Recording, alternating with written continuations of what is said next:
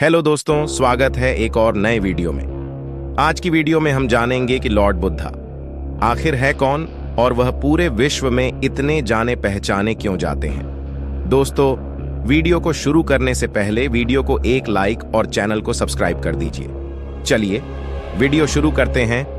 बौद्ध धर्म, Buddhist religions के संस्थापक भगवान बुद्ध हैं। हिंदू धर्मावलंबियों के लिए महात्मा बुद्ध भगवान विष्णु के 9वें अवतार हैं। गौतम बुद्ध भारत में जन्म लेने वाले महानतम व्यक्ति थे। उनका बचपन का नाम सिद्धार्थ था। उन्हें गौतम बुद्ध के नाम से भी जाना जाता है। हिंदू धर्म के अनुसार वैशाख शुक्ल पूर्णिमा भगवान बुद्ध का जन्मोत्सव का दिन है। इस दिन गौतम बुद्ध की जयंती और निर्वाण दिवस दोनों ही होता है भी। इसी दिन उन्हें बुद्धत्व की प्राप्ति हुई थी। वैशाख पूर्णिमा को ही बुद्ध पूर्णिमा के नाम से जाना जाता है। भगवान गौतम बुद्ध का जन्म ईसा से 533 साल पहले कपिलवस्तु की महारानी महामाया देवी के यहाँ नेपाल के लुम्बिनी वन में हुआ। लुम्बिनी नेपाल के तराई क्षेत्र में कपिलवस्तु और देवदह के बीच नौतनवा स्टेशन से 8 मील दूर पश्चिम में रुक्मिंदेई नामक स्थान है, जहाँ बुद्ध का जन्म हुआ था। उनके पिता का नाम शुद्धोदन था। बुद्ध के जन्म के बाद एक भविष्यवक्ता ने राजा शुद्धोदन से कहा था कि यह बालक चक्रवर्ती सम्राट बनेगा, लेकिन यदि वैराग्य भाव उत्पन्न हो गया तो इसे बुद्ध होने से कोई नहीं रोक सकता और इसकी ख्याति संसार में कायम रहेगी। उनके जन्म के 7 दिन बाद ही मां का देहांत हो गया। सिद्धार्थ की मौसी गौतमी ने उनका लालन पालन किया। सिद्धार्थ ने गुरु विश्वामित्र के पास वेद और उपनिषद तो पढ़े ही, राजकाज और युद्ध विद्या की भी शिक्षा ली। कुश्ती, घुड़ दौड़, तीर कमान, रथ हाँकने में कोई उसकी बराबरी नहीं कर पाता। बचपन से ही सिद्धार्थ के मन में करुणा भरी थी। उसे किसी भी प्राणी का दुहक नहीं देखा जाता था। ये बात इन उदाहरणों से स्पष्ट भी होती है।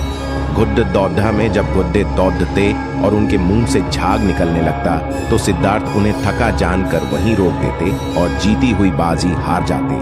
खेल में भी सिद्धार्थ को खुद हार जाना पसंद था, क्योंकि किसी को हराना और किसी का दुखी होना उससे नहीं देखा जाता था। शाक्य वंश में जन्मे सिद्धार्थ का 16 वर्ष की उम्र में विवाह दंडपाणी शाक्य की कन्या यशोधरा के साथ हुआ।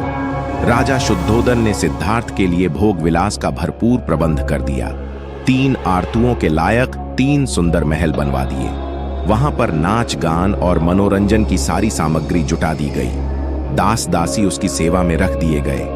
पर ये सब चीजें सिद्धार्थ को संसार में बांधकर नहीं रख सकीं। विषयों में उसका मन फंसा नहीं रह सका और एक रात अपनी पत्नी यशोधरा और बेटे राहुल को देख उनके मस्तक पर हाथ रखा और धीरे से महल से बाहर निकलकर घोड़े पर सवार हो गए तथा रातों रात वे 30 योजन दूर अमोना नदी के तट, जो कि गोरखपुर के पास पड़ती थी, वहां जा पहुंचे और अपने राजसी वस्त्र उतारकर अपने केश काटकर खुद को संन्यस्त कर दिया और जीवन पर्यंत धम्म का प्रचार करते रहे। एक बार सिद्धार्थ को जंगल में किसी शिकारी द्वारा तीर से घायल हंस मिला तो उन्होंने उसे उठाकर तीर निकाला, सहलाया और पानी पिलाया। उसी समय सिद्धार्थ का चचेरा भाई देवदत्त वहां आया और कहने लगा कि यह शिकार मेरा है, मुझे दे दो। सिद्धार्थ ने हंस देने से मना कर दिया और कहा कि तुम तो इस हंस को मार रहे थे, मैंने इसे बचाया है। अब तुम ही बताओ कि इस पर मारने वाले का हक होना चाहिए कि बचाने वाले का। देवदत्त ने सिद्धार्थ के पिता राजा शुद्धोदन से इस बात की शिकायत की। शुद्धोदन ने सिद्धार्थ से कहा कि यह हंस तुम देवदत्त को क्यों नहीं दे देते, आखिर तीर तो उसी ने चलाया था। इस पर सिद्धार्थ ने कहा, पिताजी, यह तो बताइए कि आकाश में उड़ने वाले इस बेकसूर हंस पर तीर चलाने का ही उसे क्या अधिकार था? हंस ने देवदत्त का क्या बिगाड़ा था? फिर उसने इस पर तीर क्यों चलाया? क्यों उसने इसे घायल किया? मुझसे इस प्राणी का दुहक देखा नहीं गया, इसीलिए मैंने तीर निकालकर इसकी सेवा की, इसके प्राण बचाए। हक तो इस पर मेरा ही होना चाहिए।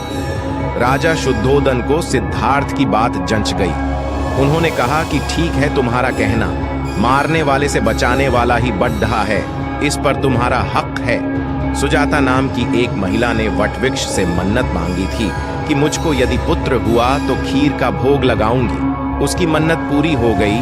तब वह सोने की थाल में गाय के दूध की खीर लेकर वट वृक्ष के पास पहुंची और देखा कि सिद्धार्थ उस वट के नीचे बैठे तपस्या कर रहे हैं। सुजाता ने इसे अपना भाग्य समझा और सोचा कि वट देवता साक्षात हैं, तो सुजाता ने बड़े ही आदर सत्कार के साथ सिद्धार्थ को खीर भेंट की और कहा, जैसे मेरी मनोकामना पूरी हुई है, यदि तुम भी किसी मनोकामना से यहां बैठे हो तो तुम्हारी मनोकामना भी पूर्ण होगी। वैशाखी पूर्णिमा के दिन यानी बुद्ध के जन्म और बोधि प्राप्ति वाले दिन ही भगवान बुद्ध ने महापरिनिर्वाण प्राप्त किया, अर्थात देह छोड़ दी। देह छोड़ने के पूर्व उनके अंतिम वचन थे, अपदिपो भव, सम्मास्ति यानी अपने दिए खुद बनो।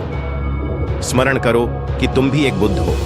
अतः हिंदुओं के लिए वैशाख पूर्णिमा का दिन पवित्र माना जाता है। तो दोस्तों, ये थी द लॉर्ड बुद्ध की स्टोरी वीडियो। कैसी लगी कमेंट बॉक्स में जरूर बताना, और वीडियो को अभी तक लाइक नहीं किया तो वीडियो को एक लाइक और चैनल को सब्सक्राइब कर दीजिए करने के लिए। धन्यवाद और मिलते हैं ऐसे किसी नेक्स्ट वीडियो में, तब तक के लिए बाय।